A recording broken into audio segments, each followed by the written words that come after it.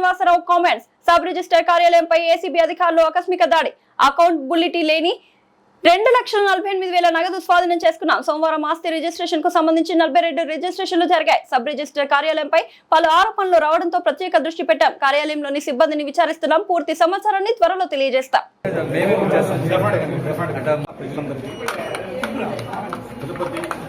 ACB అధికారైన డిఎస్పీని నాతో పాటు నా సిబ్బంది అంతా ఉన్నారు.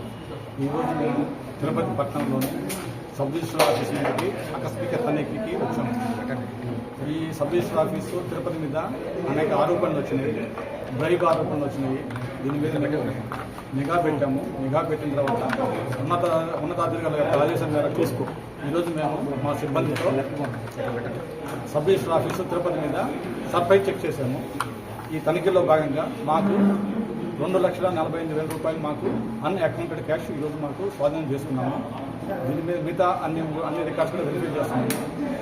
ఈ సబ్ రిజిస్టర్ ఆఫీసులో కనుక ఎవరన్నా లంచాలు అడిగిన ఎట్లా మాకు నిర్భయంగా మనకు తిరుపతి ఏసీబీ ఆఫీసు మీరు ఫిర్యాదు చేయవచ్చు.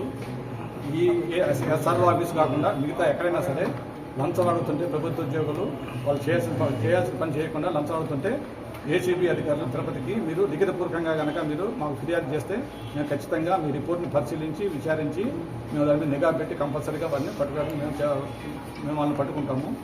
ఈరోజు ఈ తిరుపతి ఆఫీసులో దాదాపు ఈరోజు 42 రిజిస్ట్రేషన్ జరిగినాయి. ఈరోజు వారికి సంబంధించిన అన్అకౌంటెడ్ క్యాష్ 2,48,000 మేము స్వాధీనం చేసుకున్నాము. ఈ స్వాధీనం చేసుకున్న తర్వాత మిగతా రికార్డ్స్ వెరిఫై చేసి వివరాలు తర్వాత తెలియజేస్తాము. Thank you sir. ఎంతమంది స్వాధీనం చేసుకున్నాం? అన్అకౌంటెడ్ క్యాష్ స్వాధీనం చేసుకున్నాము. వీటి మీద మేము వాళ్ళ ఎస్ఆర్ఓ గారిని, వాళ్ళ స్టాఫ్ని, జూనియర్ అసిస్టెంట్, సీనియర్ అసిస్టెంట్ మేము అంతా వివరాలు తీసుకోవాలి. ఇంకా తీసుకున్న తర్వాత వివరాలను మీకు తెలియజేస్తాము. Okay sir, thank you.